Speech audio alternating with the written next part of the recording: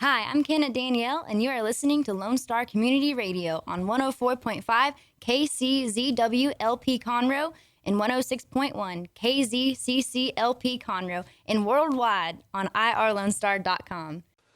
Good morning, ladies and gentlemen. You're listening to the Weekly Business Hour. I'm Rick Schissler. I'm your host.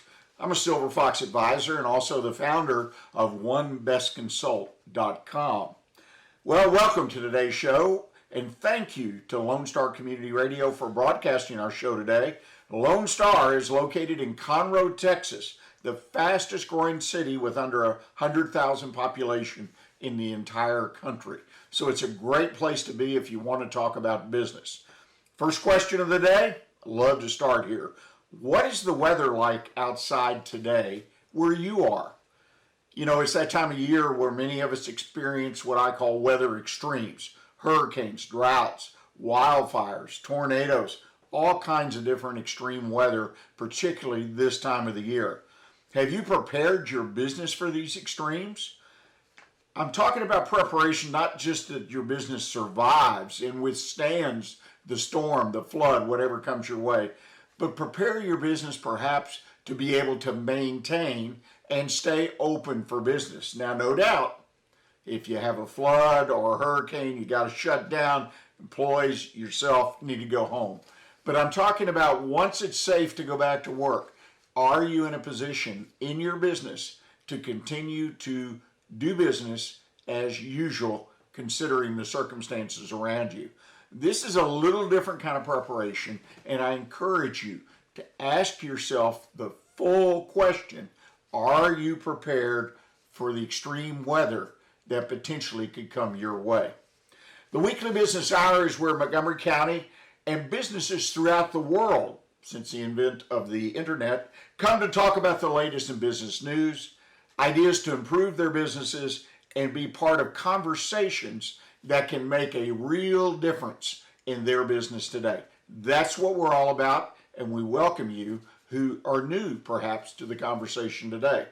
Reminder, the show is broadcast on YouTube. Go to the Weekly Business Hour page, and you can see the program live on Facebook and YouTube. Just click and join the program as it's being broadcast live from the studios of Lone Star Community Radio.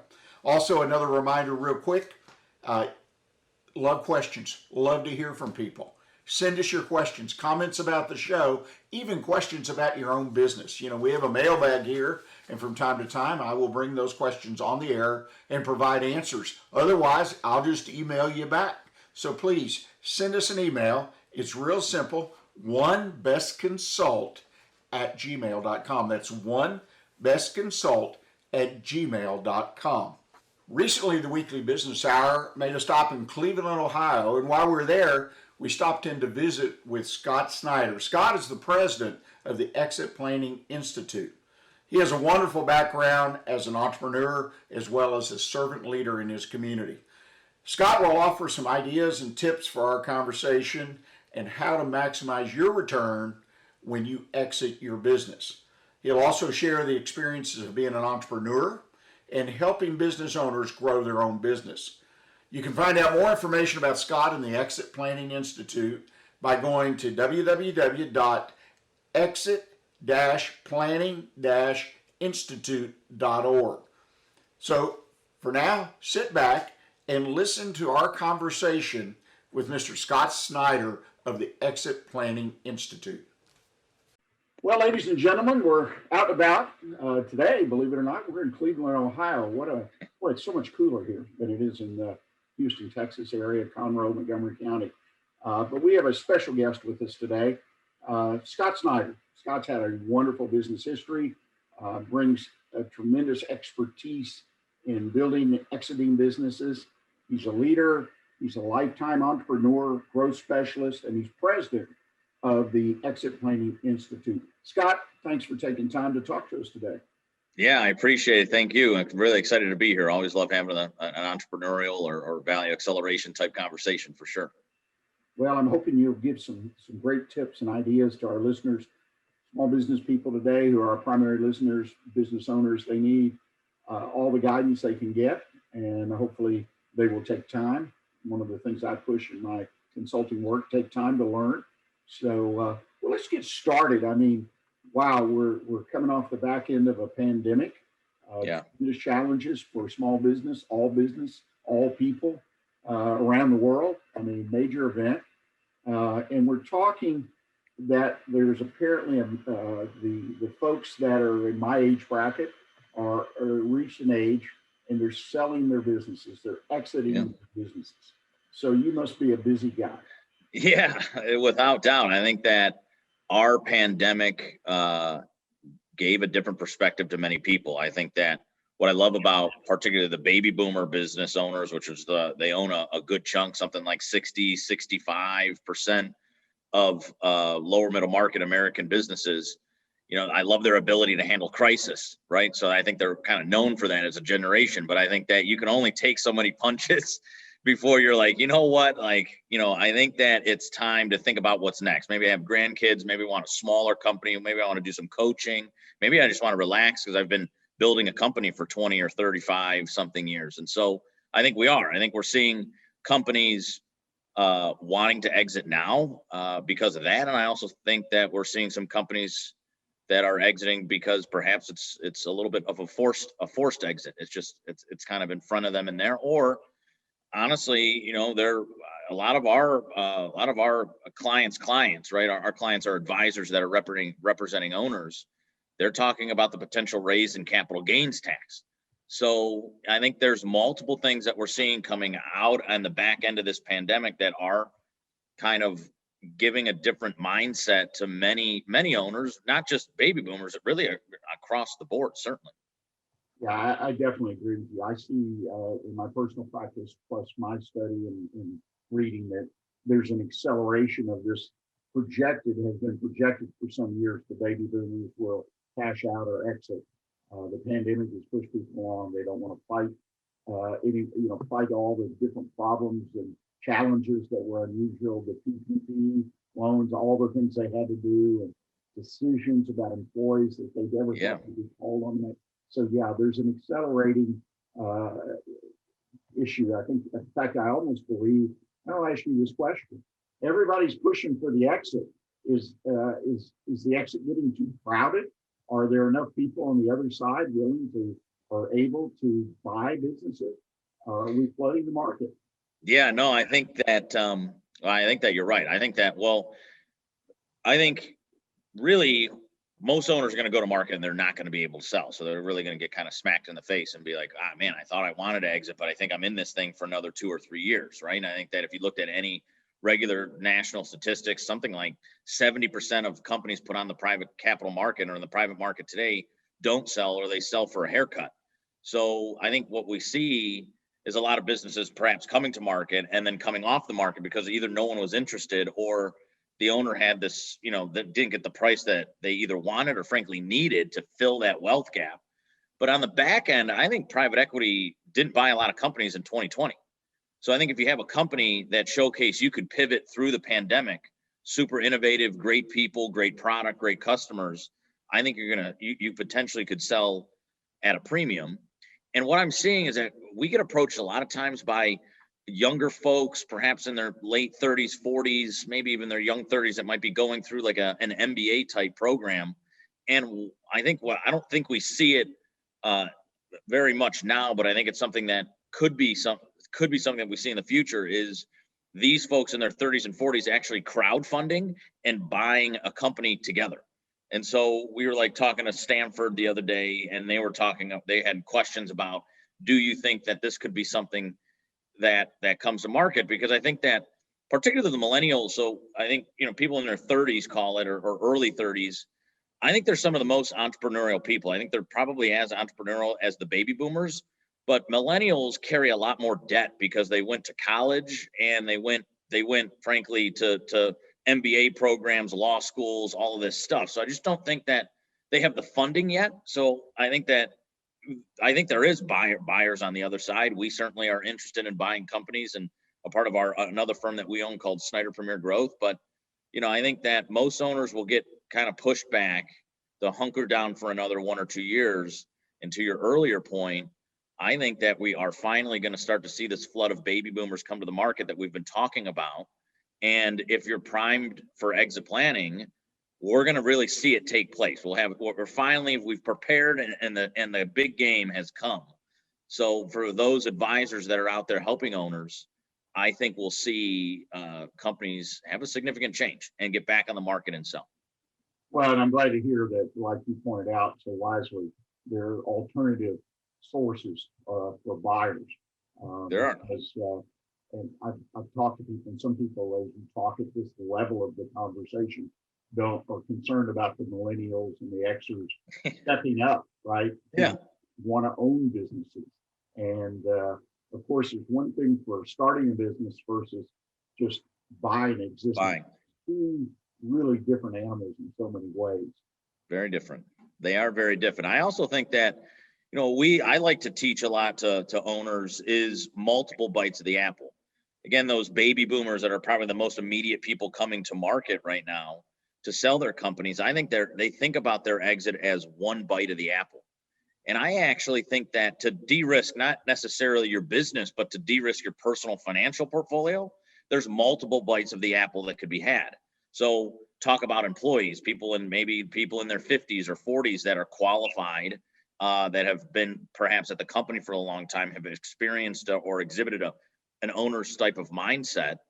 You sell 10% to these key employees, and you take 10% of the chips off the table. Now you might have to finance the deal a little bit, but I do think I think one of the ways, and we might see this start to come, is to de-risk your personal financial portfolio a little bit, taking multiple bites of the apple along the way. We sell to employees, we run another 5 years down a growth cycle. We might bring in a private equity to buy the next big majority out. The owner still retains maybe 5 or 10%, is along for another 5-year ride. And then perhaps the business is 5 times or more larger, then they sell that last 10%. So they're still growing their business. They're still involved to some extent, but it's really a conversation around diversifying their personal financial portfolio in case another crisis or risk comes around, right? So I think that if you're again, whether you're an owner or an advisor and you're in the exit planning space, I think we're going to see an interesting 3 to 5 years for sure.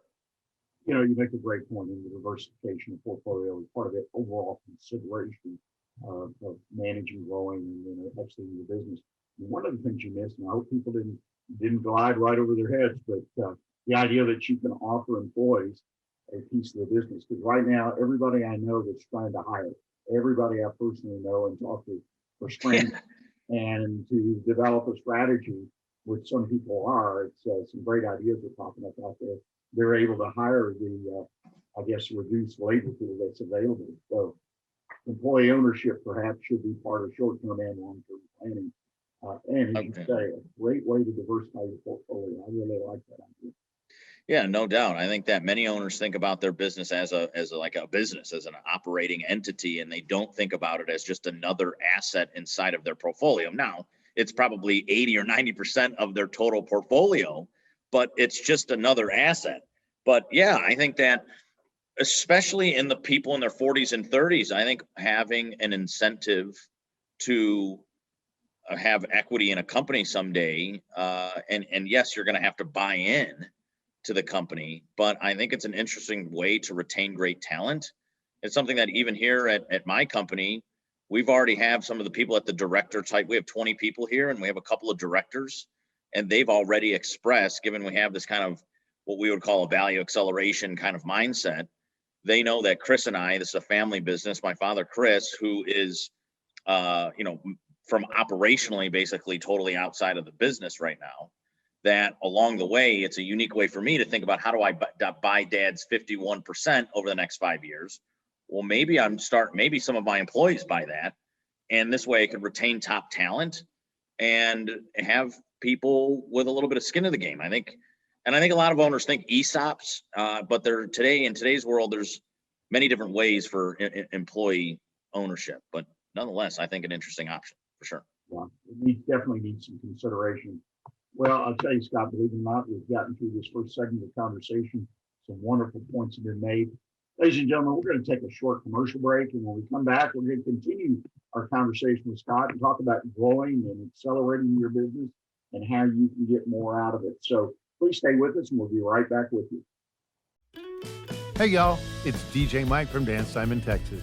Join me Monday through Friday at 8 a.m. as I count down the top 10 Texas Red Dirt songs that are packing the dance floor. I'll be featuring local artists and the story behind the hits, shows in the area, as well as new songs that make you want to dance. It's Dance Time in Texas with DJ Mike on Lone Star Community Radio, 104.5 KCZW and 106.1 KZCC, Conroe, Texas, or online, irlonestar.com. Texas A&M AgriLife Extension Service is all about extending knowledge and providing solutions. We do that by using science-based information to create high-quality and relevant education for the people of Texas. More importantly, this outstanding education is delivered locally, right here in our county. We encourage lasting and effective change that helps our communities and our county thrive. We are Texas A&M AgriLife Extension, helping Texans make their lives better.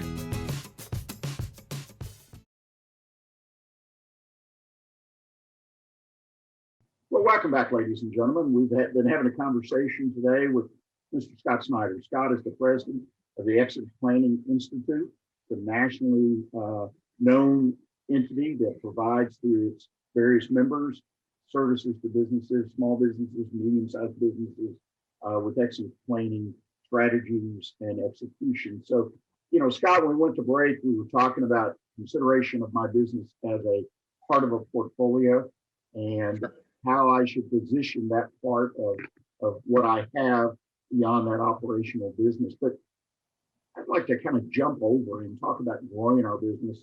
The idea, and one of the terms that you talk about is significance, say, versus success. Sure. And I think that's an excellent concept that people need to think about going forward. Yeah, I think that, again, in the exit planning space, I think when you approach an owner, again, of any generation or age, they're like, look, I'm not really ready to exit my company. So like, let's talk about it at a later point. I think sometimes from an advisory standpoint, our professional advisors are approaching or providing some type of valuation or assessment on our businesses to talk about maybe how successful they are. I think a lot of American business owners are successful, right? They have all the things, right? Everybody has the toys. They have happy employees. They have these types of things. So they're saying like, guys, you know what? I mean, I'm not worried about my exit. Like I make a good chunk of change every year. Everybody seems happy. My customers are happy. And then again, 70% of the businesses actually don't sell. And if you're looking at family transitions, only about 30% of family transitions survive into the second generation, and only about 12% into the third. So even though I guess from an outside in, from like an attractiveness type standpoint, you're like, it looks like a pretty good business.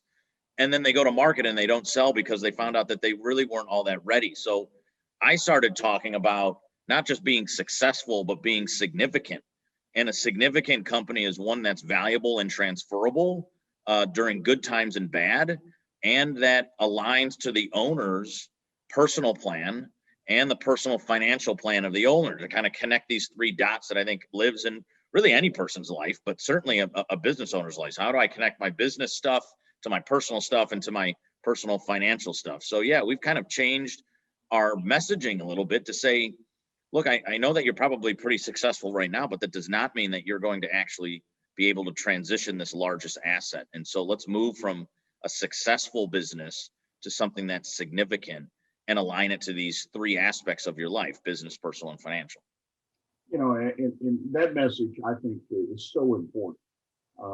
Folks may have different terms or whatever, but yeah, those statistics that you offer, particularly 70% of the businesses don't sell.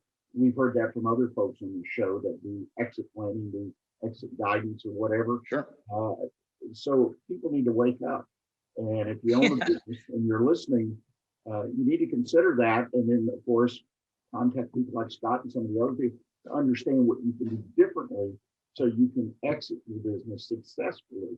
I mean, it's creating that entity, or as you pointed out, transitioning the family. I was in a family-owned business. Yeah.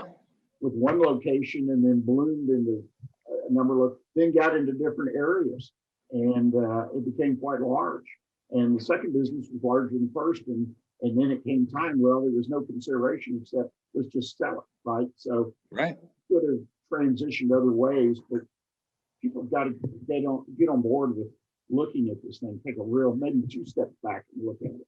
I know. I think that there's a lot, like we were talking about in the kind of first segment of the show. I think that we're going to see a little bit of change over the next 3 to 5 years in this space, because I think it's certainly more real than it's ever been.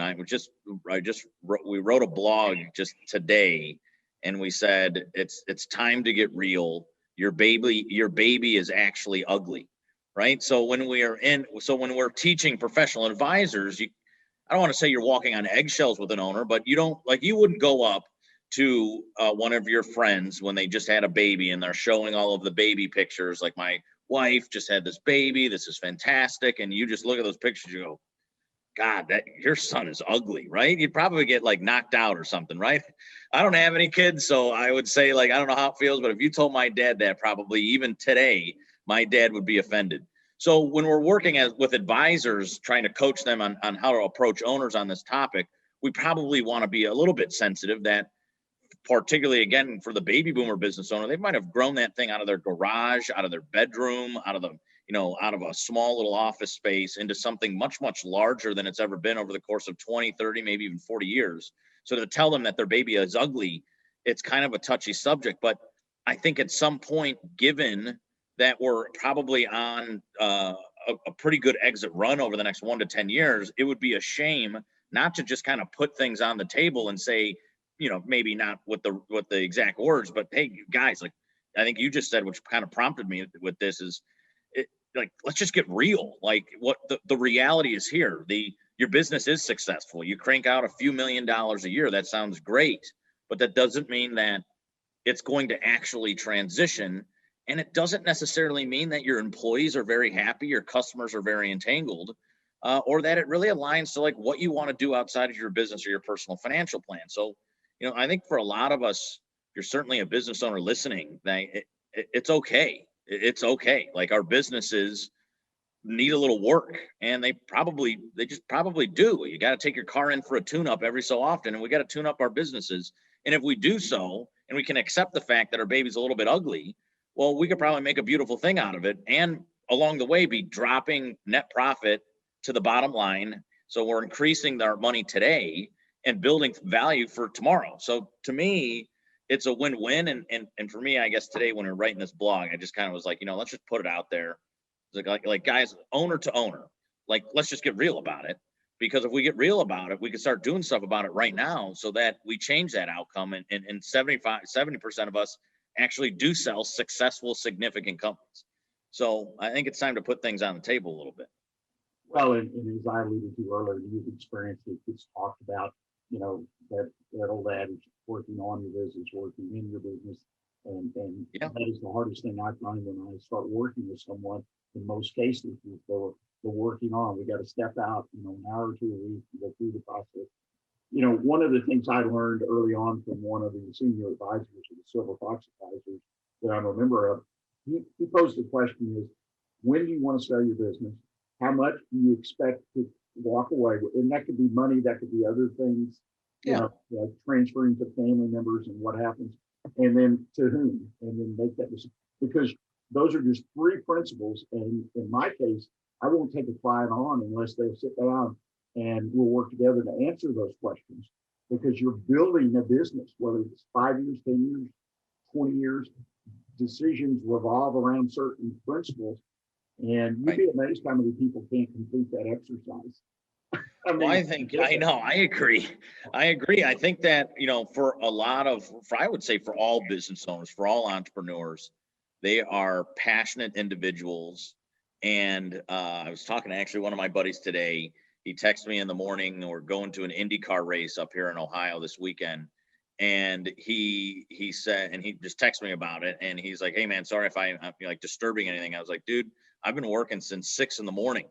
And he's like, man, I'm sorry. And I'm like, nah, this is what you don't get. I actually enjoy it. Like I was actually prepping for a big quarterly renewal that we have and projections for the next, exciting visionary type things. Like I mean, I don't, I'm very passionate about it, but to your point, even it to fault for me as the president of the Exit Planning Institute and one of the owners, that we tend to be so passionate about what we're doing in our business that we don't come out of our business and work on it. And again, not to keep harping on the other two kind of legs of the stool, but we're certainly probably not investigating our personal purpose and who we are outside of the business. And we likely might not be engaging our financial advisor as much as we can. I can tell you right now, I am probably my financial advisor's like worst nightmare.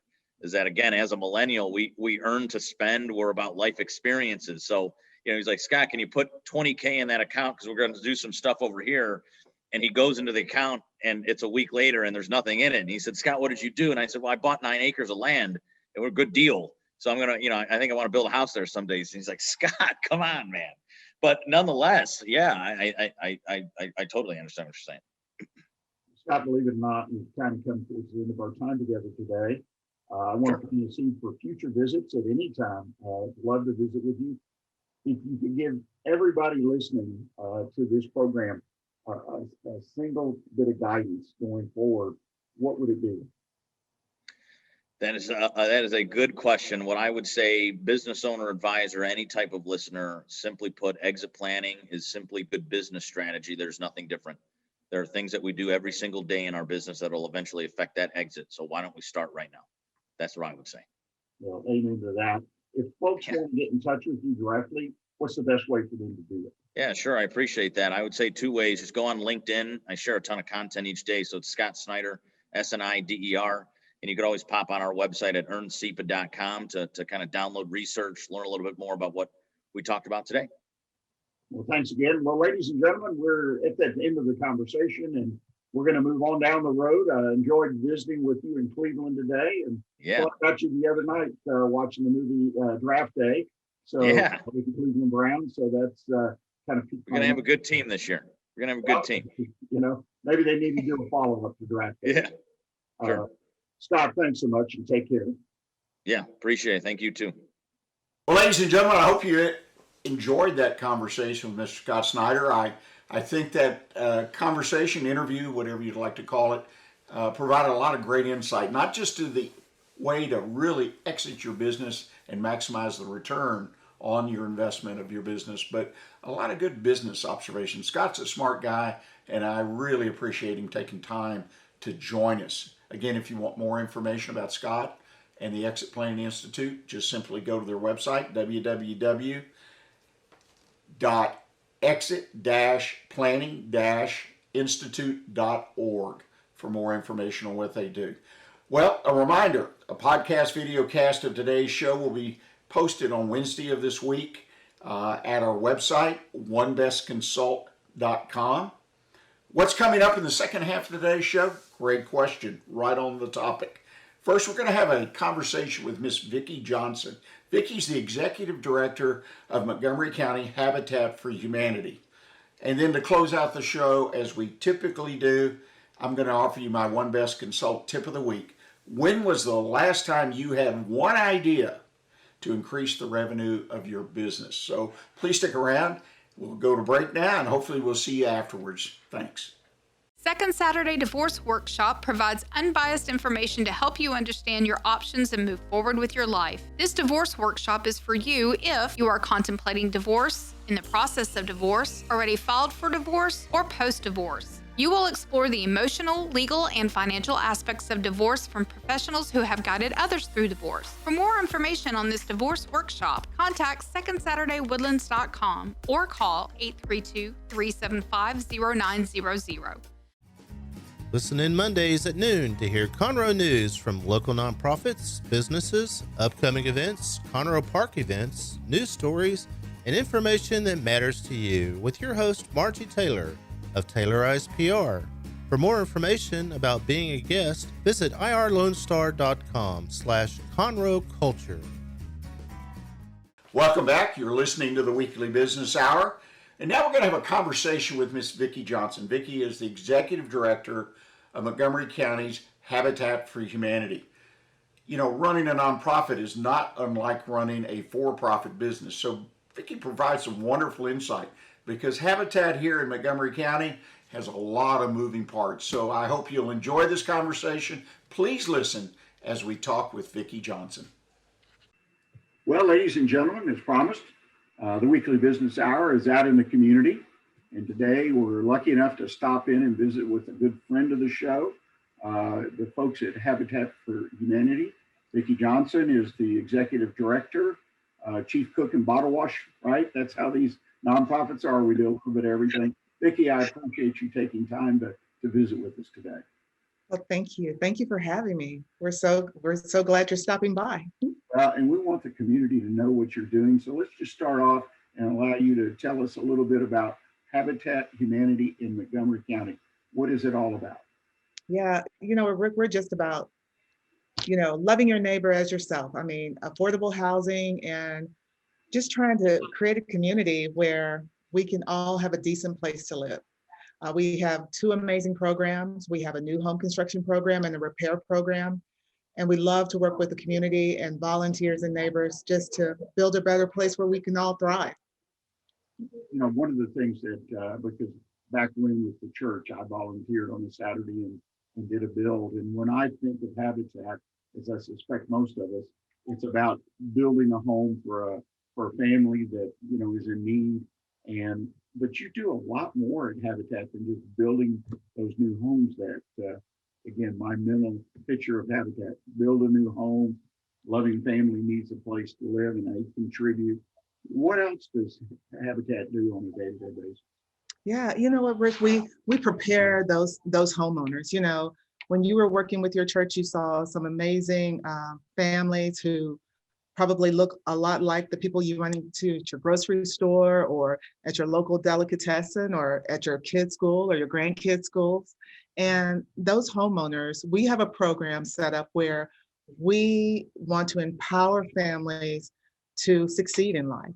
And many of them are first-time homeowners, and we want to give them the tools. We want to equip them. So we have all sorts of what we call kind of like a homeowner college, where people learn all about mortgages, how to pay their taxes, how to maintain their home, and how to really be a good neighbor.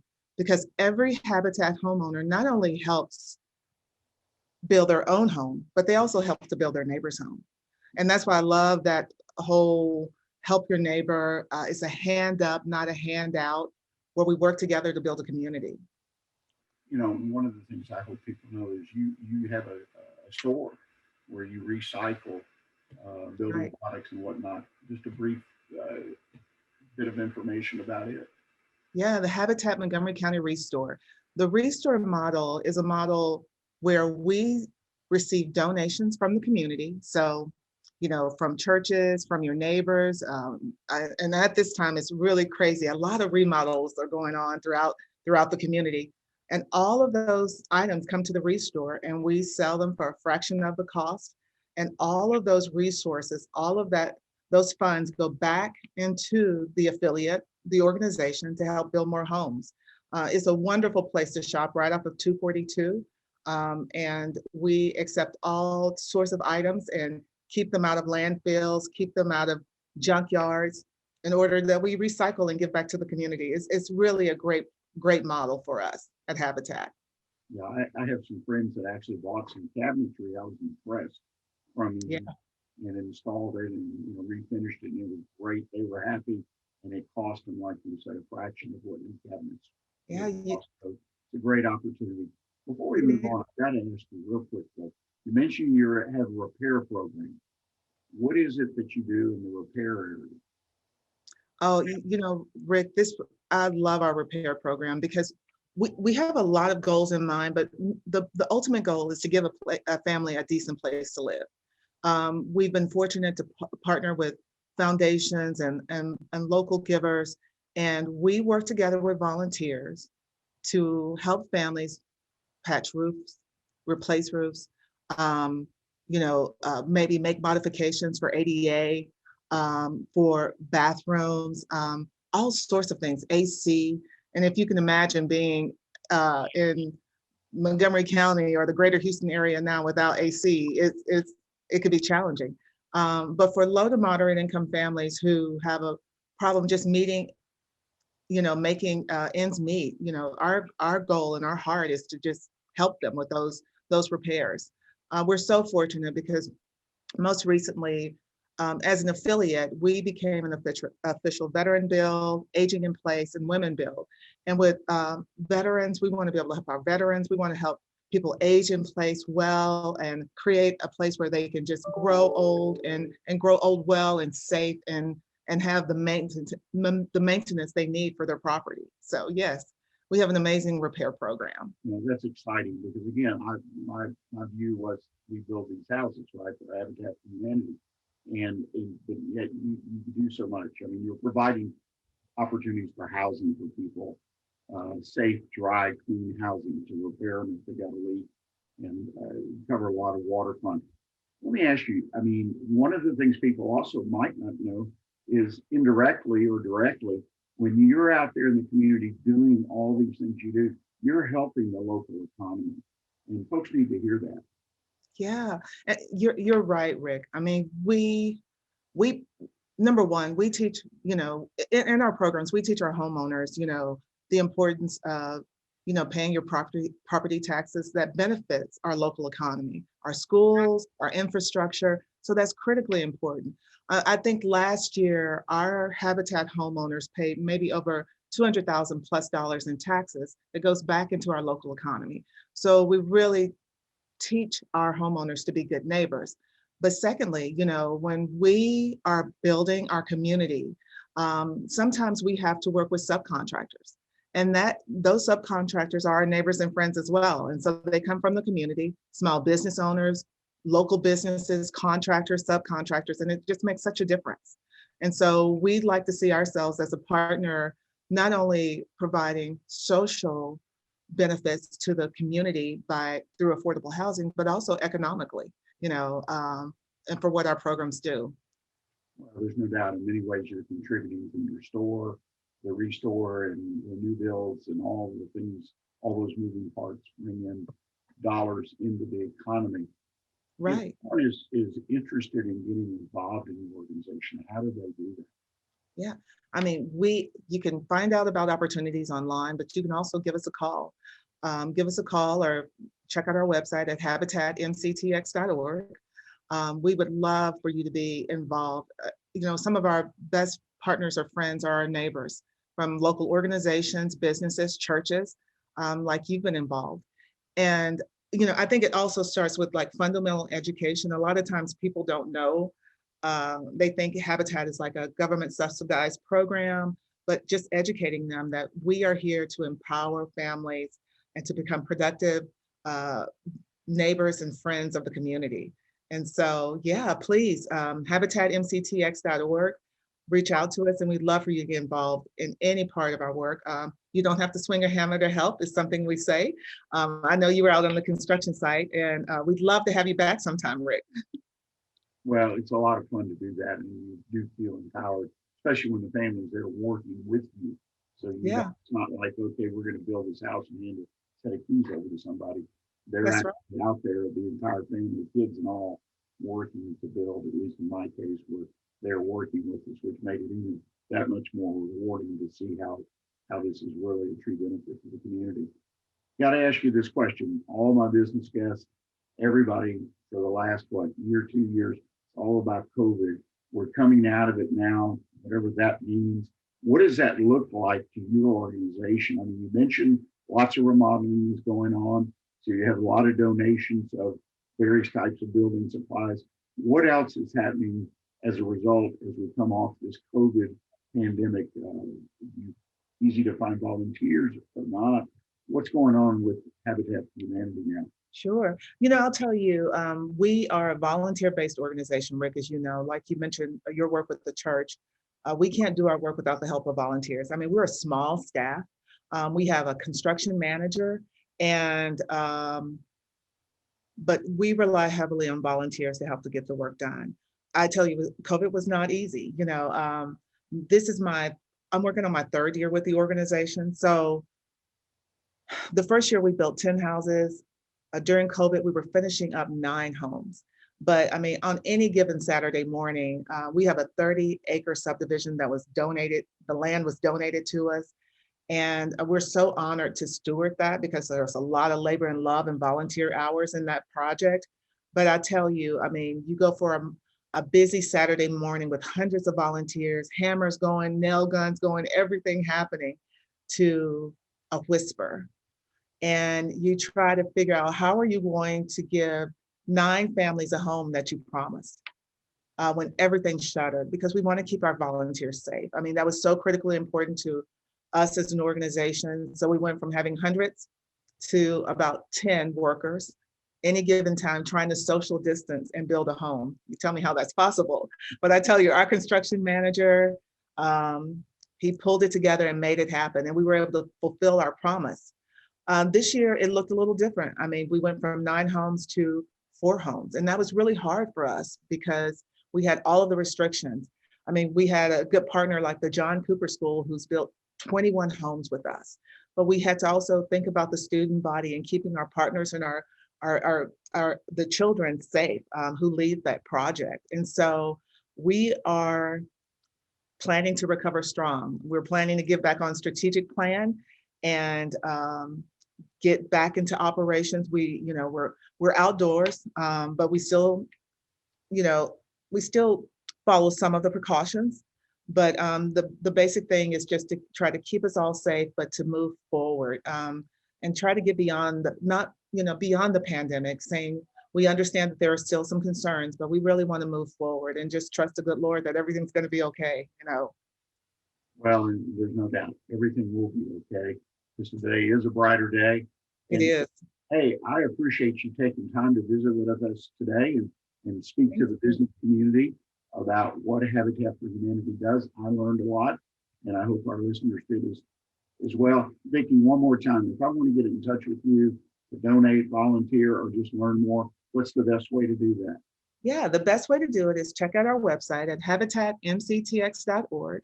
That's habitatmctx.org.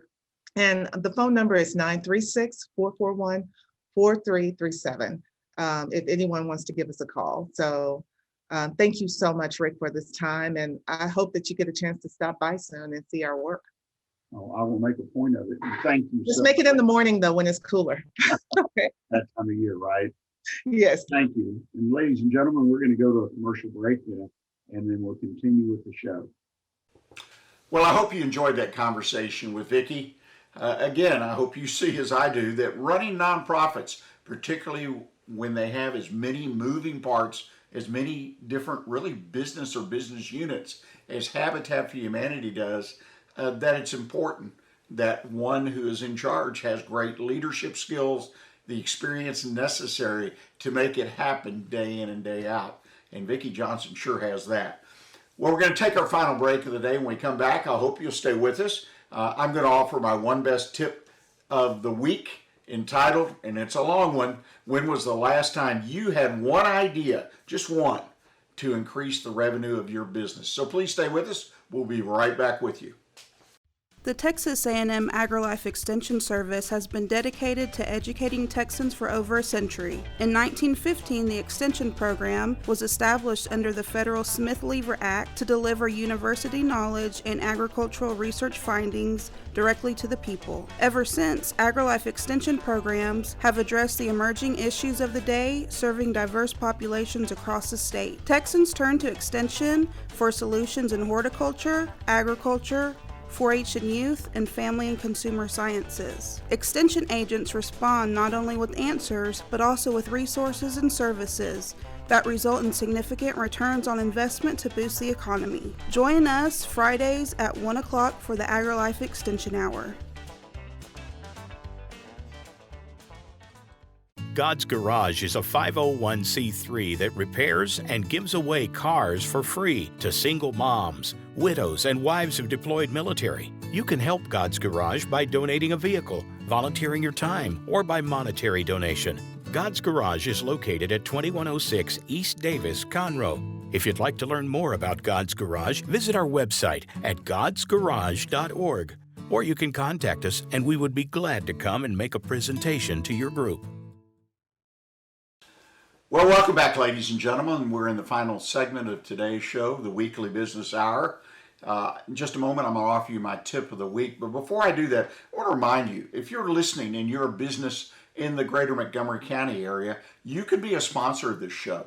It's real easy. Just reach out to me at Rick, R-I-C-K, at irlonestar.com, and I'll get some information to you, because we really appreciate the sponsorships here at Lone Star Community Radio. It's a nonprofit organization, so it's a donation on your part. We'll list you as a sponsor, and you can be a real part of the show. As we wrap up this week, I'm going to offer my tip of the week, entitled, When Was the Last Time You Had One Idea to Increase the Revenue of Your Business? Well, I hope it was more often than that. If you answered, boy, I don't know when was the last time I really had an idea to increase the revenue of my business. I'm going to offer you three just off-the-cuff ideas. None of them necessarily have never been thought of, but three that I believe in the current environment, meaning the economic environment, the business environment that most of us are in, that might be most helpful. In other words, give you your biggest bang for the buck. But before I do that, I want to offer you a quick story. This is something that happened way back in my childhood. There was a brand of chili, a can of chili. Of course, if you live in Texas, you don't, right? We don't eat canned chili. It's always homemade. But this commercial stuck with me all my entire life. And basically it went something like, when was the last time you had a hot, steaming bowl of Wolf brand chili? Well, that's too long.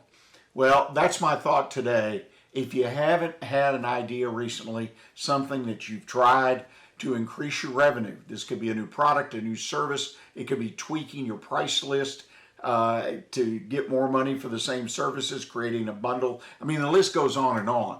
This doesn't mean you have to start a new business. It's not rocket science, but I think you need to refresh your revenue stream from time to time. At least annually look at it. I know some people in business, they look at it every day. Perhaps that's a little extreme. It takes your eyes off other issues maybe that need your attention. But the point is, you need to keep in mind, you own a business, refresh your revenue. And I'm going to give you three ideas of the way you can do that. First, and one that I personally am very connected with and believe, is become an expert in your industry. Everybody is in an industry. What the products you sell, the service you provide, you're involved in an industry. Think about becoming a subject matter expert. Now, you can become an expert that would help others in your industry. That's okay, that's cool. That way you get to know people and you thrive and you learn things from them that you can use in your business. So we're really talking about outside your competitive area. But I'm talking about becoming an expert about your product. If you're a plumber, be an expert about a plumber, okay? Most likely you have a master's license if you're a plumber, but tell people about it. Share tips and ideas, small nuggets that make your customers and potential customers say, this guy knows what he's talking about. This gal can take care of my issues because she knows what she's talking about. You get the idea? You're an expert. You probably got the knowledge already. You just need to talk about it. Put it out there. Put it on your website and those kind of things to communicate to people. Call me when you have a question about your plumbing. It's an interesting thing, but it is very, very effective. It takes time to ramp up. It takes time to put in place, but it's something I believe every business should seek to do. Become an expert. The second one is simple, requires a little more work though. Start a newsletter. Put out some kind of, it could be a digital newsletter, it could be a page, an email page. Have 3 or 4 categories, fill in the stories, even get other people to contribute, people that work for you, right? And give it a fit. Send it out to people, your existing customers. Try to build somewhat of a database of people in your area that you serve. Could be the whole country. Get that information out there to them. Show, again, your expertise as well as communicate. So when they think they need a product or service you provide, they think of you and not anyone else. And last but not least, find people you can partner with to market your business. Look for people in your communities. A lot of times you'll see these flyers have 1 or 2, 3 businesses on them. So somebody's gotten together and done a advertising, basic flyer. There's a lot of other things you can do. And if you connect yourself well with really strong quality businesses respected in your market, it really pays off. So think about ways you can connect with others and partner. It doesn't mean you're selling each other's products and services, but you're connecting yourself with a quality partner. I encourage you, look for new and old ideas that might work for you in your business today. There's so many opportunities in the marketplace today. They're just waiting for someone to pick them up and run with them. Well, that brings us to the end of the show. Again, I appreciate you taking time to listen to us. And I want to thank Scott Snider and Vicki Johnson for sharing their experience and stories with us today. And please put a note on your calendar to join us again next Monday right here on irlonestar.com at 11 a.m. And until next week, I encourage you, stay engaged with your business and keep your focus on what counts in your business. Thanks.